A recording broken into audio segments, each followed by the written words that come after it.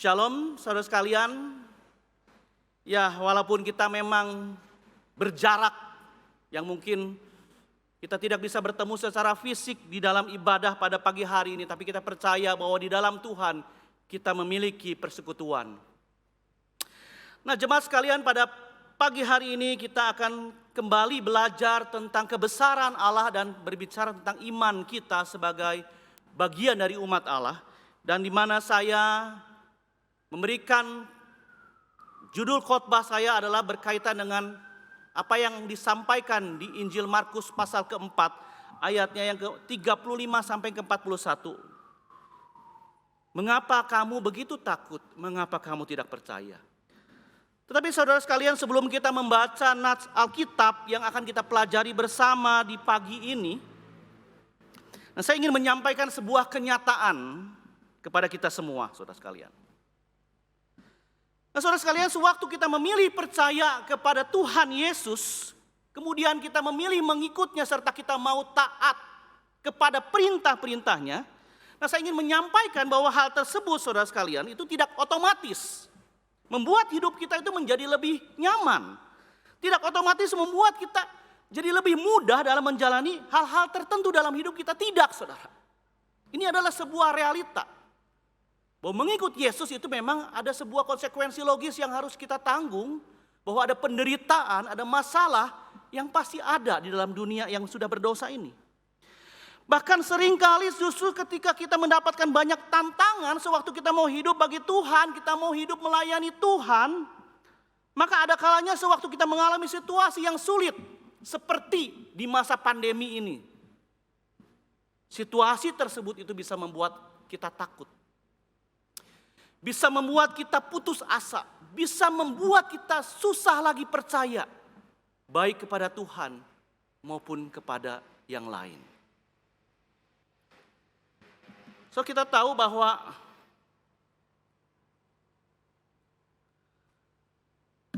pertama kali COVID itu melanda Indonesia, hampir semua orang yang mengalami ketakutan, itu mereka takut tertular. Pertama kali COVID menimpa dunia ini, termasuk Indonesia, semua orang itu takut tertular, saudara. Pada saat itu, saudara, banyak orang gak berani keluar, saudara. Gak mau ketemu orang, karena takut tertular. Karena selain mematikan pada waktu itu, beritanya adalah belum ada yang tahu bagaimana cara mengobatinya. Nah, saudara sekalian, ketika COVID ini merebak, saya kebetulan sedang ada di Jakarta, sedang kuliah di kampus STTAA Jakarta. Nah, saya ke minimarket mencari masker, mencari hand sanitizer. Ya, saya cari masker dan hand sanitizer bukan karena takut tertular COVID, karena biasanya saya memang selalu membeli masker dan sanitizer karena saya sering pulang pergi Bandung Jakarta setiap minggu. Dan saya menggunakan dua alat itu untuk perlindungan diri ketika saya menaiki kendaraan umum. Tetapi ketika saya cari di minimarket itu semua kosong. Hand sanitizer tidak ada, masker tidak ada. Nah, baru saya tahu ternyata bukan hanya masker dan hand sanitizer. Ketika ada seorang mengirim video di grup WA, itu ternyata ada video yang menampilkan bagaimana supermarket itu diserbu oleh banyak orang. Itu bahan makanan pokok semuanya kosong, saudara sekalian. Saudara, apa yang dilakukan oleh orang-orang yang memborong makanan, memborong hand sanitizer, memborong masker itu dipicu oleh apa, saudara? Dipicu oleh ketakutan. Takut stok makanan kosong, takut gak bisa makan, takut tertular, takut barang-barang jadi langka, takut jadi mahal semuanya. Maka orang-orang berlomba-lomba, terjadi rush, saling berebutan.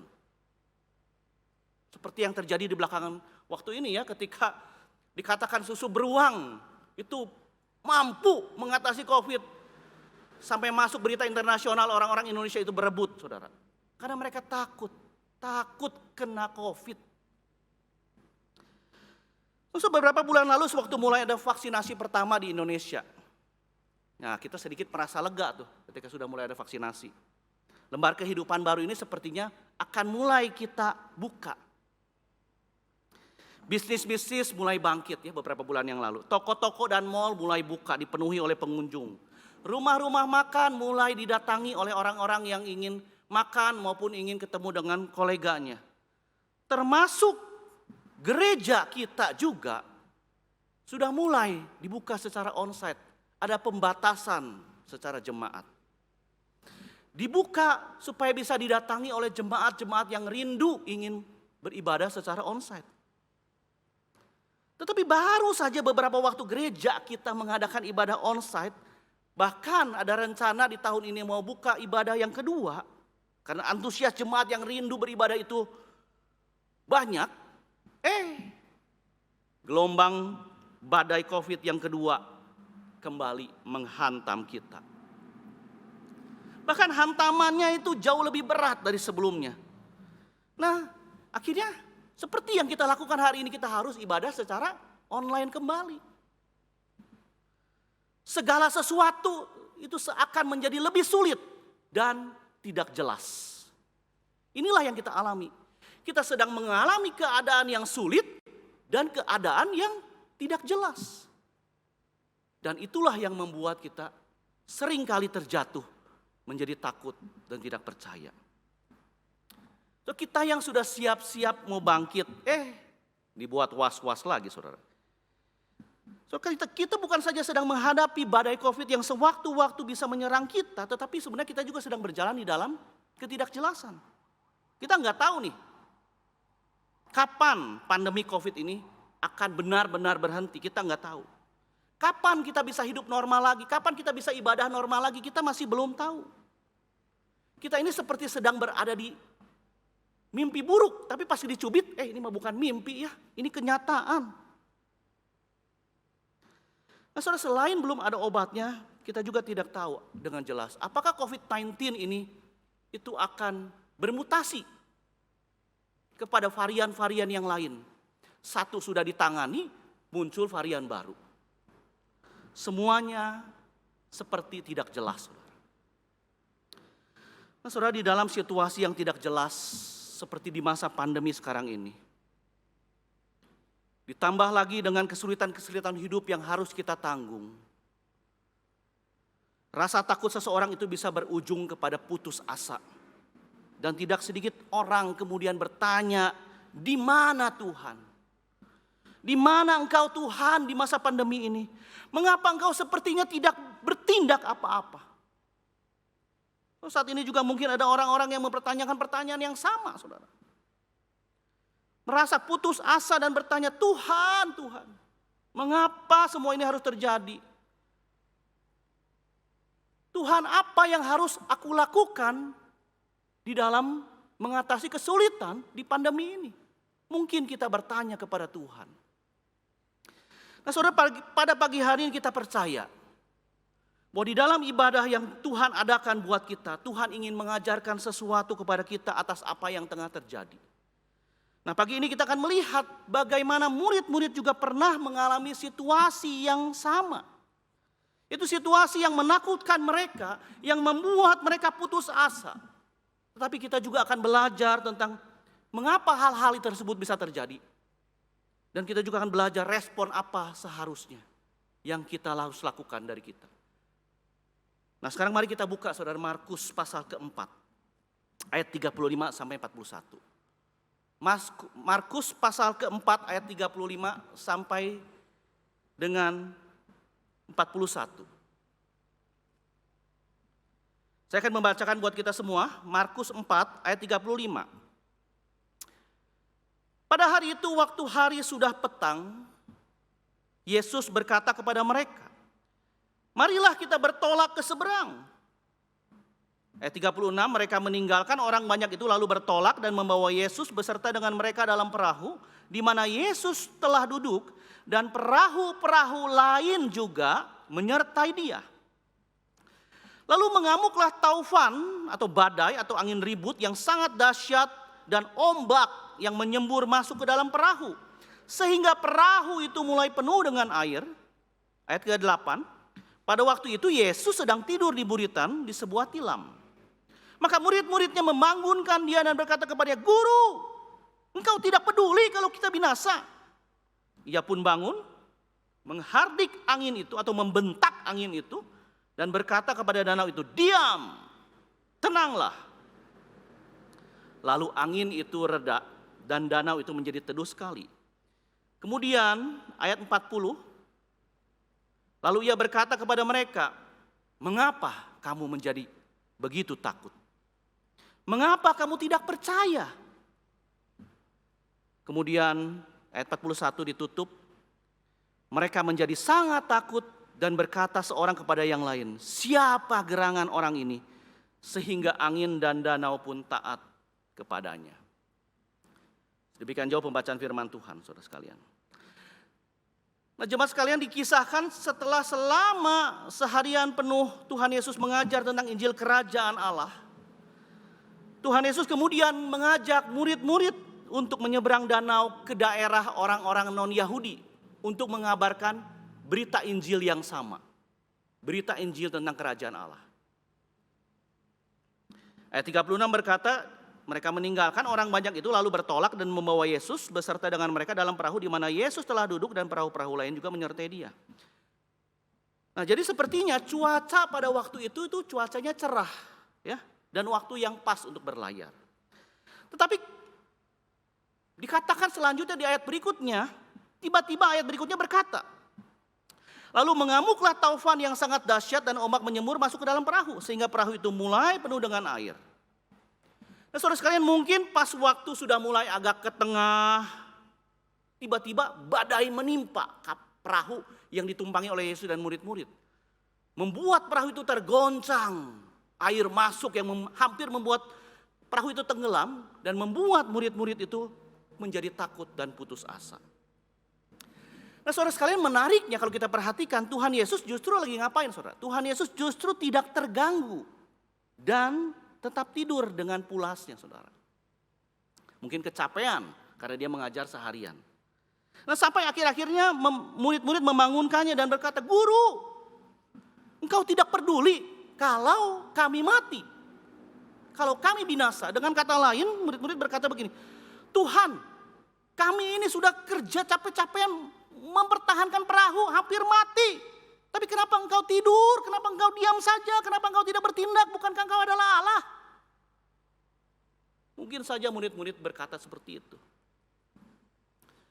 Tetapi apakah benar Tuhan Yesus enggak peduli dengan murid-murid? Apakah benar sewaktu kita nih mengalami masalah yang bisa membuat kita mau mati, Tuhan seperti enggak peduli dengan kita? Apakah benar? Tentu jawabannya Tuhan peduli, saudara. Tuhan peduli dengan keadaan kita seperti ia juga peduli dengan keadaan murid-murid pada waktu itu. Makanya ia terbangun, saudara. Makanya ketika dibangunkan ia terbangun. Dan kemudian langsung bertindak, membentak angin badai yang menyerang mereka dan berkata kepada danau itu, "Diam dan tenanglah." Dan sungguh ajaib, saudara sekalian. Angin yang tadinya begitu kencang, gelombang air yang begitu bergelora tiba-tiba menjadi tenang karena mendengar bentakan Tuhan Yesus. Dan mereka taat kepada Yesus, mereka diam. Seketika itu juga dikatakan angin reda dan danau itu menjadi teduh. Nah, setelah keadaan menjadi teduh, Tuhan Yesus kemudian menegur para murid. "Mengapa kamu begitu takut? Mengapa kamu tidak percaya?" Dan kemudian narasi ini ditutup dengan sebuah kekaguman, rasa takjub murid-murid terhadap pribadi Yesus dan kuasanya. Saudara, mungkin kita bertanya ya, kenapa sih Tuhan Yesus bertanya, "Mengapa kamu begitu takut? Mengapa kamu tidak percaya?" kepada murid-murid? Apakah karena murid-murid waktu itu belum sungguh-sungguh percaya sama Tuhan Yesus? Tentu saja jawabannya tidak, saudara. Justru mereka percaya kepada Tuhan Yesus, makanya mereka mau ikut Yesus. Mereka taat kalau ketika diajak untuk ke seberang, "Ayo kita kabarkan Injil kepada orang-orang non-Yahudi." Mereka taat, artinya mereka sudah percaya bahwa Yesus itu adalah Allah. Mereka percaya. Nah, kalau memang demikian, Kenapa Tuhan Yesus bertanya kepada murid-murid, mengapa kamu tidak percaya? Atau dengan kata lain, iman atau percaya seperti apa yang dipertanyakan oleh Tuhan Yesus kepada murid-muridnya? Nah, untuk itu kita akan mencari tahu konteks dari pertanyaan Tuhan Yesus dengan menggali ayat-ayat yang baru saja kita baca, saudara. Nah, saudara, sebelum kita melakukan penggalian, ada satu kalimat berkata begini. Sewaktu Tuhan bekerja dalam diri kita, setan pun ikut bekerja menggagalkan rencana Tuhan di dalam hidup kita. Perhatikan sekali lagi ya. Sewaktu Tuhan bekerja dalam diri kita, setan gak mau diem, tidak tinggal diem. Ia akan ikut bekerja menggagalkan rencana Tuhan dalam hidup kita. Saudara, sebagaimana yang sudah saya sampaikan tadi, Tuhan Yesus itu mengajak murid-murid ke seberang, tujuannya adalah untuk mengabarkan Injil lebih luas lagi kepada orang-orang non-Yahudi. Nah, apa yang diperbuat oleh Tuhan Yesus pasti membuat setan tidak senang. Maka ia pun mencoba menggagalkan rencana Tuhan Yesus melalui murid-muridnya. Nah, saudara, apa yang menjadi rencana si jahat? Apa yang menjadi rencana si setan? Jawabannya adalah membuat murid-murid takut. Membuat murid-murid putus asa. Itulah yang dilakukan oleh si setan kepada murid-murid. Maka ia mendatangkan badai untuk menyerang murid-murid dan membuat mereka takut dan putus asa. Nah, mungkin kita bertanya, Bapak tahu dari mana kalau badai yang menyerang itu buatan setan? Bapak tahu dari mana kalau badai itu memang digerakkan oleh si setan untuk menakut-nakuti murid-murid? Nah, saudara, saya ingin mengajak kita untuk memperhatikan kembali apa yang dilakukan oleh Tuhan Yesus terhadap angin ribut yang menyerang perahu mereka. Saudara, petunjuk pertama adalah tindakan Tuhan Yesus yang membentak angin ribut, saudara. Nah, saudara, saya ingin bertanya begini. Saudara, bukankah tindakan Tuhan Yesus membentak angin itu adalah aneh sebenarnya? Maksudnya begini, saudara sekalian. Apakah kita pernah membentak benda mati yang tiba-tiba melukai kita? Misalkan saya ketabrak meja ya, jeduk. Heh, meja, diam kamu. Mungkin kalau saya lakukan itu setiap kali saya ketabrak meja, ada orang-orang memperhatikan, mereka menjadi aneh, betul gak? Maka sebenarnya menarik, saudara sekalian, ketika Tuhan Yesus, kok kenapa dia membentak angin ribut itu? Saudara, tentu saja aneh, saudara. Karena kita tidak pernah biasa membentak benda mati. Bentakan itu hanya ditujukan kepada yang hidup, supaya ada respon. Kita membentak anak, kita membentak orang lain, karena hidup. Membentak binatang. Tapi kita jarang membentak benda mati, saudara. Nah, saudara, kata membentak atau menghardik di ayat 2:9 ini berasal dari kata epitemao. Kata yang sama yang digunakan oleh Tuhan Yesus sewaktu ia menghardik, membentak roh-roh jahat di ayat-ayat sebelumnya. Ataupun di ayat-ayat sesudahnya. Setiap kali Tuhan Yesus membentak menggunakan kata epitemao, itu ditujukan kepada roh-roh jahat. Contohnya misalkan, kita mundur ke belakang, kita akan melihat di Markus 1 ayat 21 sampai 25. Ini kata ini adalah kata yang sama yang digunakan oleh Tuhan Yesus sewaktu ia mengusir roh-roh jahat yang merasuk seseorang dalam rumah ibadah. Dikatakan begini. Mereka tiba di Kapernaum ayat 21. Setelah hari Sabat mulai, Yesus segera masuk ke dalam rumah ibadat dan mengajar. Mereka takjub mendengar pengajarannya sebab ia mengajar mereka sebagai orang yang berkuasa, tidak seperti ahli-ahli Taurat. Nah, pada waktu itu di dalam rumah ibadat ada seorang yang kerasukan roh jahat. Orang itu berteriak, "Apa urusanmu dengan kami, hai Yesus orang Nazaret? Engkau datang hendak membinasakan kami? Aku tahu siapa engkau yang kudus dari Allah." Tetapi Yesus dikatakan apa? Menghardiknya. To rebuke. Membentaknya. Diam. Keluar daripadanya. Nah, kemudian kita lihat lagi Markus 3 ayat 11 sampai 12. Sewaktu Tuhan Yesus menyembuhkan banyak orang. Bila mana roh-roh jahat melihat dia, mereka terjatuh tersungkur di hadapan Yesus dan berteriak, "Engkau anak Allah." Tetapi sekali lagi dikatakan dengan keras. Epitemao itu digunakan sekali lagi. Tapi ia dengan keras melarang mereka memberitahukan siapa dia. Dan kalau kita lihat ayat-ayat berikutnya di ayat 4:39, 8:30 atau 32 sampai 33 dan ayat 9, Tuhan Yesus membentak roh-roh jahat. Jadi setiap kali Markus mencatat kata epitemao yang artinya menghardik, yang keluar dari bibir Tuhan Yesus itu semuanya dalam konteks mengusir kuasa roh-roh jahat. Jadi bentakan Tuhan Yesus dengan kata diam di ayat 39 itu ditujukan kepada siapa? Bentakan itu ditujukan kepada siapa? Kepada roh-roh jahat. Kepada kuasa kegelapan yang menggerakkan badai, yang menggerakkan ombak untuk menakut-nakuti murid-murid pada waktu itu. Ini petunjuk pertama. Nah, petunjuk kedua kalau saudara membaca firman Tuhan, kita lihat di ayat 36 dikatakan begini. Mereka meninggalkan orang banyak itu, lalu bertolak dan membawa Yesus bersama dengan mereka dalam perahu di mana Yesus telah duduk. Dan perhatikan, dan perahu-perahu lain juga menyertai dia. Nah, apa uniknya kalimat ini? Nah, saudara sekalian, tidak mungkin tidak ada alasan Markus memasukkan keterangan tersebut. Pasti ada alasannya.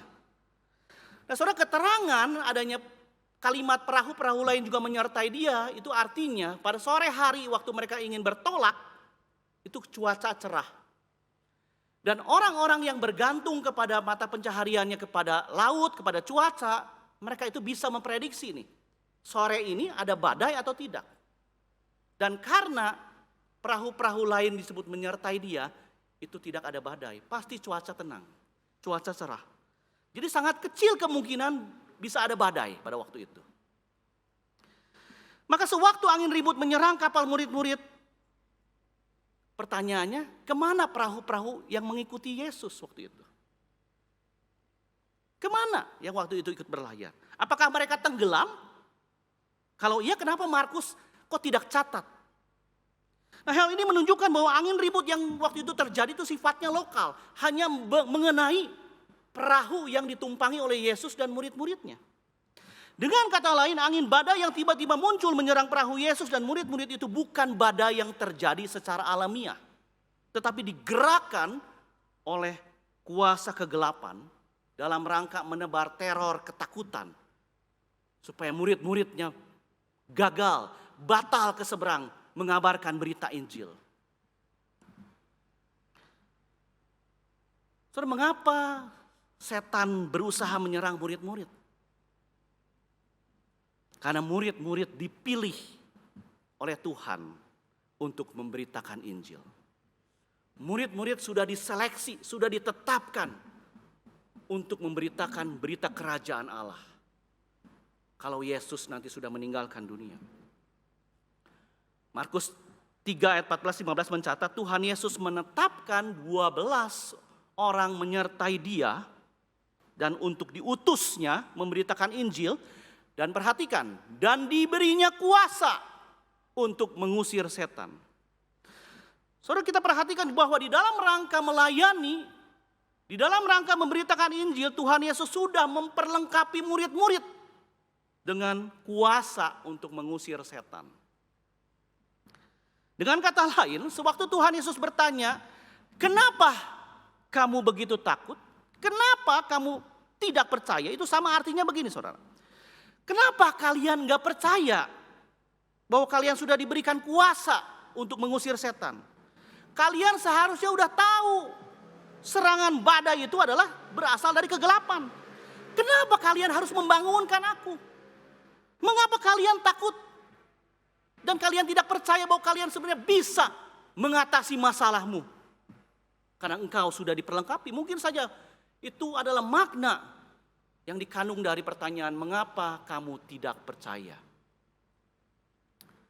So, dengan kata lain, sebagai murid Yesus, murid-murid sebenarnya seharusnya percaya bahwa sewaktu mereka dipilih oleh Tuhan, mereka sudah disertai kuasa untuk melayani Tuhan, termasuk menghadapi kesulitan demi kesulitan, termasuk kesulitan melawan roh-roh jahat. Nah, saudara sekalian, sebagai murid-murid Tuhan di masa kini, kita pun sebenarnya tidak luput dari kesukaran-kesukaran hidup yang mungkin saja ditunggangi oleh setan, saudara. Supaya kita undur hidup bagi Tuhan. Supaya kita undur dalam beribadah kepada Tuhan. Supaya kita undur melayani Tuhan. Mungkin saja, saudara, kesulitan-kesulitan hidup kita memang ditunggangi oleh si jahat supaya kita menolak Yesus. Dunia di mana kita hidup, dunia sekarang ini penuh dengan masalah, saudara. Penuh dengan segala tipu daya yang memang dirancang oleh si jahat untuk menggagalkan rencana Tuhan di dalam diri kita. Menggagalkan supaya kita tidak lagi memberitakan Injil, memberitakan tentang Yesus. Maka si jahat itu memberikan masalah demi masalah supaya kita putus asa. Apalagi di masa pandemi yang sekarang ini semuanya serba sulit, saudara. Di mana kita sulit untuk bekerja, sulit untuk bersosialisasi, sulit untuk bersekutu, sulit ketemu orang tua, saudara. Sulit beribadah. Bahkan sekalipun ibadah itu boleh, kita sulit untuk melayani. Dulu sebelum pandemi, saudara, gereja berlomba-lomba menarik jemaat. Ayo datang, ayo datang.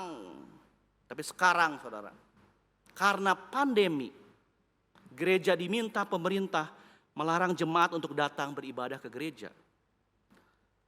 Sekalipun nanti PPKM ini berakhir, saudara. Dan kita sudah bisa ibadah onsite, tetap saja ada pembatasan jemaat. Semakin hari kita hidup semakin sulit, termasuk juga untuk beribadah kepada Tuhan. Dan tentu saja sebagai orang Kristen dan warga negara yang baik, kita harus taat kepada pemerintah. Tapi yang ingin saya katakan di sini adalah bahwa tantangan kita untuk hidup bagi Tuhan di dunia yang sudah rusak ini, semakin hari itu bukan semakin mudah, saudara. Tetapi semakin hari menjadi semakin sulit. Si jahat itu akan selalu menunggangi masalah yang kita hadapi supaya kita jadi takut, supaya kita putus asa, supaya kita mundur. Namun sekalipun demikian firman Tuhan mendorong kita, jangan takut. Tetap percaya kepada kuasa Tuhan. Inilah berita firman Tuhan pada pagi hari ini. Jangan takut. Percayalah kepada kuasa Tuhan. Saudara, rasa takut dan tidak percaya itu layaknya seperti dua sahabat yang sedang berjalan bergandengan tangan, saudara. Sewaktu kita menjadi takut, pada saat yang sama kita juga bisa menjadi tidak percaya. Sebaliknya, sewaktu kita mulai tidak percaya, kita akan mengalami ketakutan. Saudara, ini adalah Lukas 2 ayat 10 itu berbicara tentang berita Natal. So, berita pertama yang disampaikan malaikat mengenai kelahiran Yesus adalah berita jangan takut. Menunjukkan bahwa kedatangan Yesus ke dalam dunia adalah untuk menghalau ketakutan umatnya. Tetapi saudara, tentu saja perintah jangan takut yang disampaikan oleh Alkitab kepada kita bukan berarti kita akhirnya menjadi sembrono, ya. Wah, gak perlu takut lah, ada Tuhan. Jangan membuat kita sembrono. Misalkan begini, kita pikir dan kita menganggap karena kita dilindungi kuasa Tuhan, maka kita menganggap kita kebal sama virus COVID-19. Lalu kita mengabaikan protokol kesehatan. Ayo datang ke gereja kita beribadah, ayo kita kumpul-kumpul, lepas masker gak apa-apa, kita dilindungi oleh Tuhan. Tentu saja tidak demikian, saudara. Iman kita itu harus selalu disertai dengan hikmat dari Tuhan.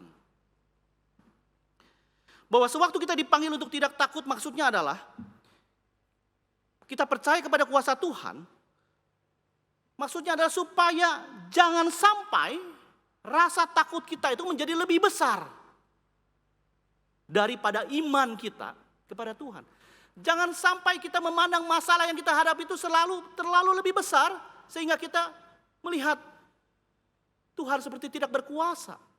Jangan sampai kita melihat masalah menjadi lebih besar daripada iman kita kepada Yesus. Sebaliknya kita harus percaya bahwa sewaktu kita dipilih Tuhan menjadi murid-muridnya, kita disertai kemampuan untuk menghadapi kesulitan hidup. Kita dimampukan untuk melawan serangan tipu daya si jahat yang mencoba menggagalkan rencana Tuhan dalam hidup kita. Karena kita adalah anak-anak Tuhan. Kita dimampukan, ada Roh Kudus yang tinggal dalam diri kita. Saudara, di masa pandemi, di mana semuanya serba sulit. Kita dipanggil untuk menghadapi rasa takut. Kita dipanggil untuk tetap percaya kepada kuasa Allah. Saudara, masalah-masalah hidup yang terjadi seperti yang kita alami di pandemi ini memang membuat kita sekarang menjadi lebih sulit untuk hidup bagi Tuhan. Tetapi bukan menghentikan kita hidup bagi Tuhan.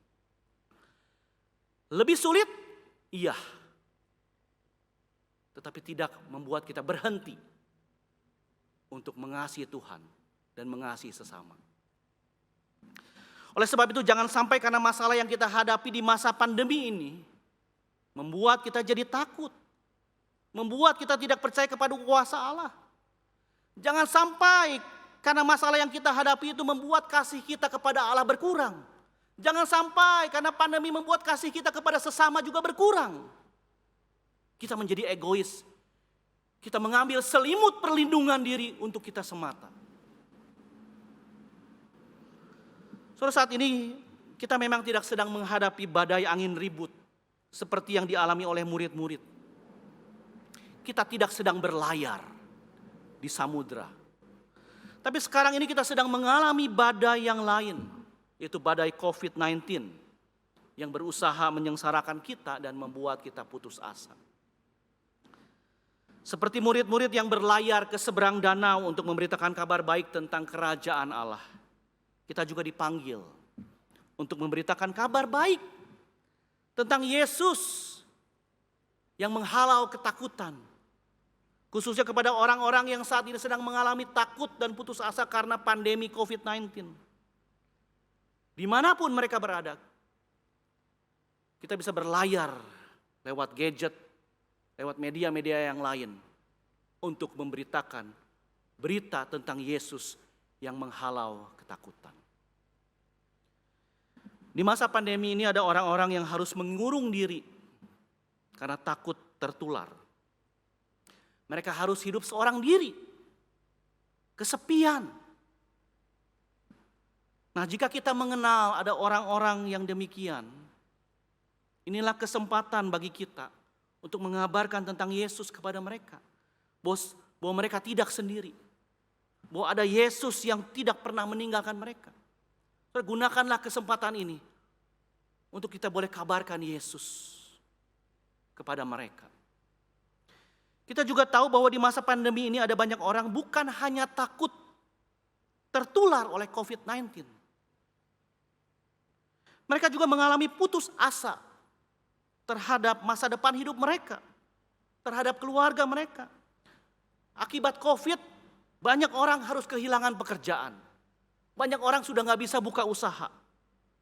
Banyak orang yang harus kehilangan orang-orang yang dikasihinya. Bahkan kehilangan semangat hidup. Tidak sedikit dari mereka yang itu mengalami depresi, stres, putus asa oleh karena hantaman COVID yang menghantam ekonomi mereka, menghantam keluarga mereka, menghantam kesehatan mereka, bahkan menghantam masa depan mereka. Terus sebagai seorang murid Kristus kita dipanggil untuk mengabarkan kabar baik tentang Yesus yang punya kuasa untuk menghalau ketakutan dan yang berkuasa memulihkan mereka yang putus asa. Kita yang adalah murid-muridnya di masa kini dipanggil untuk memberikan kekuatan dan mendorong mereka-mereka yang lemah, yang takut itu untuk bergantung kepada Allah. Saat ini mungkin ada di antara kita yang juga sedang merasa takut, putus asa oleh karena pandemi COVID yang tidak kunjung selesai. Mungkin saat ini ada di antara kita yang sudah kehilangan mata pencaharian, yang kehilangan orang-orang yang dicintainya, yang mengalami masalah-masalah lain yang membuat menderita. Saudara, saya sebagai hamba Tuhan, saya ingin mengajak kita untuk marilah kita percaya, kita tetap harus percaya bergantung kepada Tuhan. Bahwa Tuhan adalah Allah yang tetap memegang kendali atas dunia ini. Kita tahu bahwa secara logis, saudara sekalian, krisis yang kita hadapi ini akan berakhir, saudara. krisis pandemi ini akan berakhir. Entah kapan, kita tidak tahu. Mungkin 1 tahun ke depan kita masih akan mengalami pergumulan yang berat di dalam pandemi ini. Tetapi yang pasti krisis ini akan berakhir. Kita juga sudah tahu bahwa dunia ini sudah mengalami 10 kali pandemi dan akhirnya berlalu. Maka kita juga harus percaya bahwa Tuhan adalah Allah yang memegang kendali atas dunia ini. Sewaktu kita percaya, sewaktu kita bergantung kepada Allah, percayalah Ia akan menolong kita untuk bangkit sewaktu kita jatuh. Bahkan Ia akan memperlengkapi kita dengan kuasa untuk menghadapi kesulitan demi kesulitan, ataupun menghadapi teror-teror dalam bentuk permasalahan hidup yang dirancang oleh si jahat yang mencoba menggagalkan rencana Tuhan dalam hidup kita. Kita diperlengkapi untuk kita bisa bertahan dan melawan kesulitan tersebut. Maka percayalah saudara, dan jangan lagi kita tidak percaya kepada Tuhan. Jangan takut, jangan putus asa, percayalah kepada Tuhan. Mari kita berdoa. Bapa yang bertahta di dalam kerajaan surga, hanya kepadamulah Tuhan kami yang adalah anak-anak-Mu berseru, terus memohon perlindungan dari-Mu Tuhan. Biarlah kami diberikan hati, mulut, bibir yang berseru-seru kepada Tuhan sebagai Allah sumber perlindungan kami. Kiranya belas kasihan Tuhan itu boleh dinyatakan melalui setiap diri kami Tuhan kepada orang-orang yang sedang mengalami ketakutan dan keputusasaan. Kami yang mungkin saat ini beribadah kepadamu mengalami rasa takut, mulai putus asa karena pandemi COVID yang kian tidak berhenti. Kiranya Engkaulah yang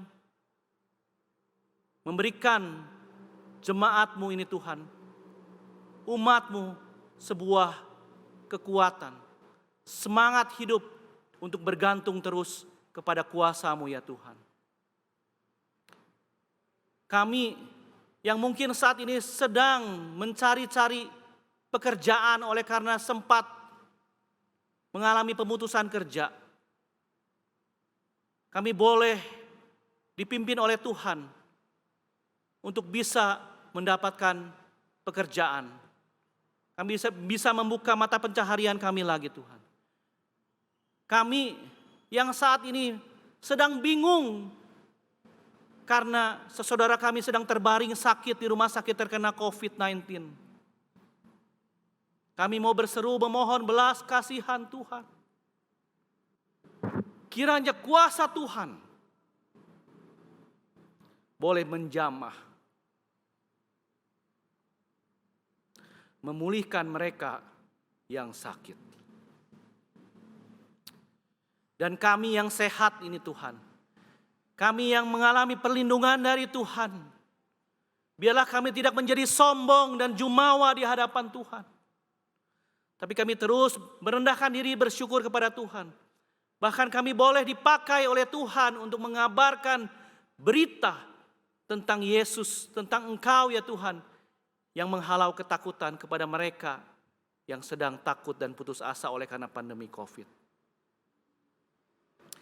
Sehingga banyak orang di masa pandemi ini boleh mengenal Engkau sebagai Tuhan yang berkuasa dan sebagai Tuhan yang menyelamatkan setiap kami ini Tuhan. Inilah doa permohonan kami ya Tuhan. Kiranya Engkau memberkati setiap kehidupan dan usaha kami. Di dalam nama Tuhan Yesus Kristus kami berdoa dan kami bersyukur. Amin.